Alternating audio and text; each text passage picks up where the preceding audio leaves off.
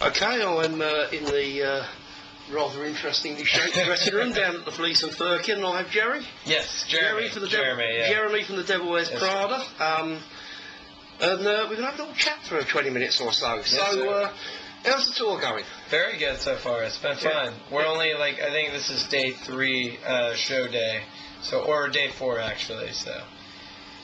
Yeah, so how are you finding Britain?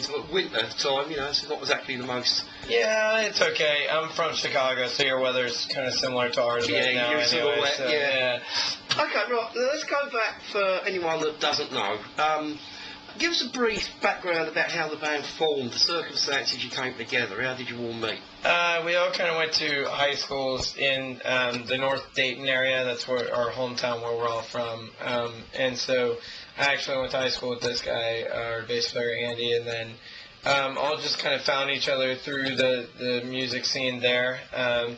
Started playing together, just started going on tour, no money, no anything, and just built it kind of from the ground up in the States, and then things kind of took off there, and the internet kind of gave us a way to appeal internationally, and now I guess here we are. So yeah, you did your debut album, Dear Love, and a couple of follow-ups, The Plague, and that were on Rise Records, a little small indie label. Had a good reputation. I've got a good reputation for finding those who are to be big. What was it like back in the early days? Because you're on a budding label that's got a cracking roster. There's a lot of buzz going around, not only about you guys, but I didn't make a note of some of your label mates at the time, but there are some fairly now household names. Yeah. What was it like to be part of that boiling scene coming out of the Midwest in that period? I don't know. It's a lot different to look back on it now than it was at the time. I think we were just really excited. Everything was just so exciting because we were young. I'm still only 25, so I've been doing this since I was 18 or 17 or 18, and we were just young, and we kind of grew up on the road together. And yeah, it was exciting. It was just a learning experience along the way, I guess. Right, and then a few years ago, you bit the bullet. You went major, right? Well, kind of. Yeah, we now are. It was a weird circumstance. We signed to Ferret, who at the time was an independent label, and then they kind of got absorbed into the Warner family, and so we found ourselves there. And then we flipped over to Roadrunner just for this newest record. So that's still new, but it is major, but they still have the luxury of having a smaller label feel, which is kind of nice. Because you're rubbing shoulders with bands like Rush, A Bridge, and Lynyrd Skynyrd, aren't you? So, yeah. Well, not physically. No, I don't think they let us in the building when they were there. But no, it's cool. Yeah, it's cool. Okay. Now, the new album, 818. Yes. Interesting title. Now, I know you guys, you're proud to be Christian and all that. Is it a biblical reference? And are you going to tell me what reference it comes from? Because it's to Romans 8:18. Oh, I didn't look at that one. Because was it Luke 8:18 says something about listen carefully to the words we're saying and something like that, Maybe that's applicable as well. Yeah. Yeah, so what's the quote then? It's therefore our present sufferings but are nothing compared to the glory that's to be. And so suffering is something, I really don't like to dive into Mike's lyrics a lot, just because I think it's the way he's always explained it to me is that he just kind of puts it out there, and then it's down to you to find what it means to you, kind of deal. So I don't like to go too far into that, but I know that suffering is a common theme that he's had for a really long time. He's an artist, and most artists are tortured, I guess. Yeah, there's the old image, isn't there, of the starving artist, the garret, or the poet that's... Yeah, not happy poems don't do as well, I guess. No. And not only that, I mean, kind of, happy pop songs tend to be kind of disposable. Right, and it means nothing to us in our kind of realm of things that we do, so. Now, as I've had a couple of listeners who are Christians who asked me to sort of explore this a little bit more, if you don't mind. No, not at all. Do you How important is the faith to the band? Because are you all believers, or is it? Yeah, we all are. I think overall, in all of us, I think it's the underlying principle that guides your life. I think, to me at least, the way I view any kind of spiritual thing is that it should be the guiding path that leads you. Otherwise, what's the point in having it? So I do think it's probably the most important thing to everyone in the band, but I think the interpretation of it is sometimes a little off. I think that a lot of people say, oh, you're not Christian, so you must not drink. Or, well, not so much over here. I think it's a little different over here.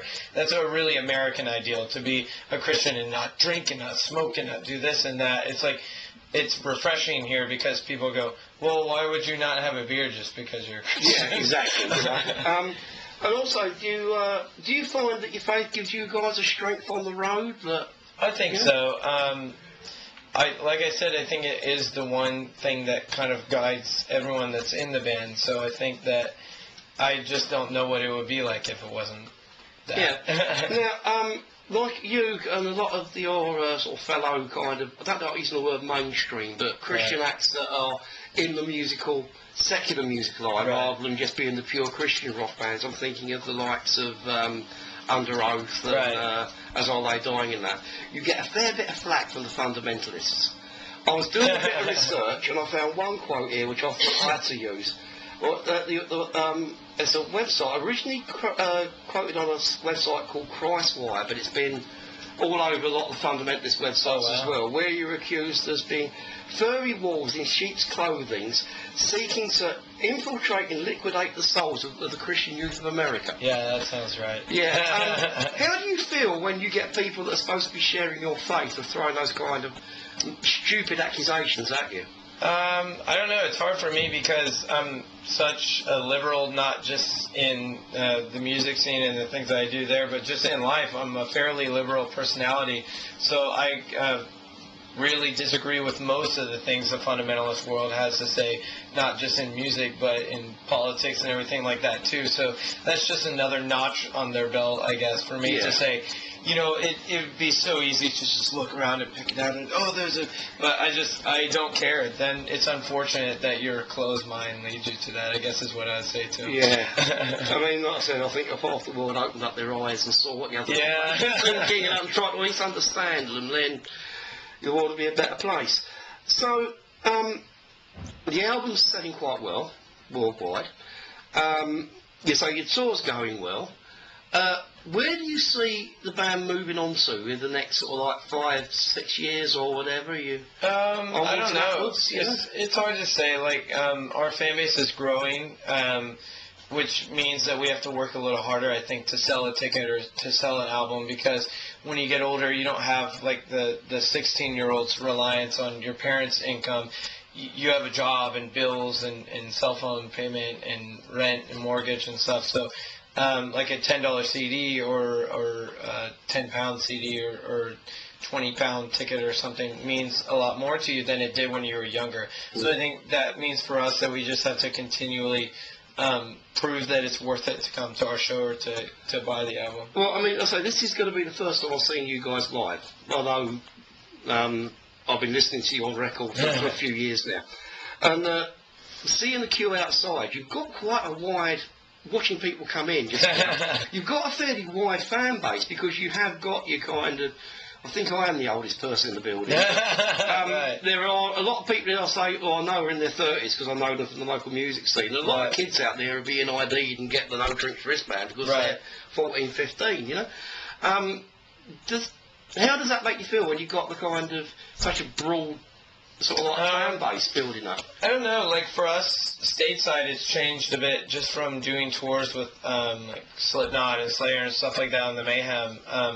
There's been a lot of the older metal audience that never really gave us much of a chance before. Not that I would have either. You know, we're not particularly proud of our first few records. So we're at a different place as a band and as individuals now than we were then. So all we want really is a chance to show what we can do now. So I think that, we've been able to do that a little bit stateside, but we've just kind of started digging into like Download and the likes over here of showing, you know, this is who the band is. So I think that that's a big priority for us here is just to show who we are now instead, because it's one thing at a big festival when you're forced to sit there and watch the Devil Wears Prada on the stage, you might go, oh, okay, I didn't realize I actually kind of like this, instead of just being at home and going, rubbish, I don't want to check it out. Yeah. So, going back to some of your earlier albums, well, mentioning briefly some of your earlier albums, I was listening before I came out, I've listened to a couple of tracks off Dear Love, and I listened to a couple of tracks off Death Row in 818. okay. A lot of bands, as they mature in their career, get softer and head towards more AOR type material. I'm thinking of like the latest AFI album. Right. You know, very, very commercial. You guys are getting heavier and heavier. Why is that? I don't know. It just doesn't. That isn't what interests us, I guess. I mean, we still have some songs now that I would describe as on the softer side, but it's just a thing where it's like, that just doesn't interest us. You know, playing shows, it's more fun to be heavy and loud and everything like that. So when we like come together to make a record, we don't really think about what's going to sell and what's going to do well and what's going to be accessible.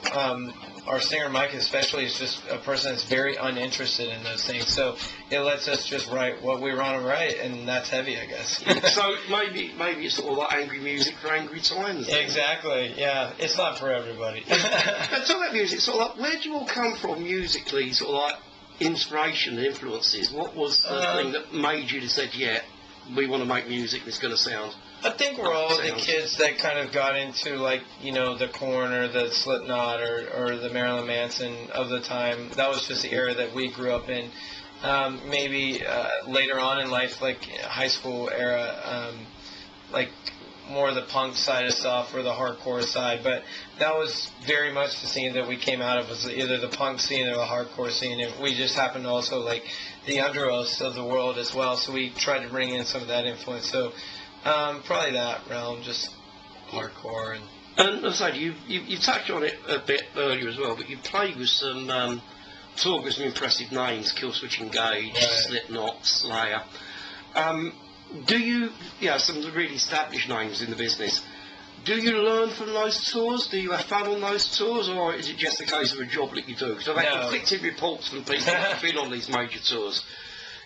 For us, it's massively a learning experience, especially like for a band like Slipknot. You talked about why do you go heavier and heavier and heavier.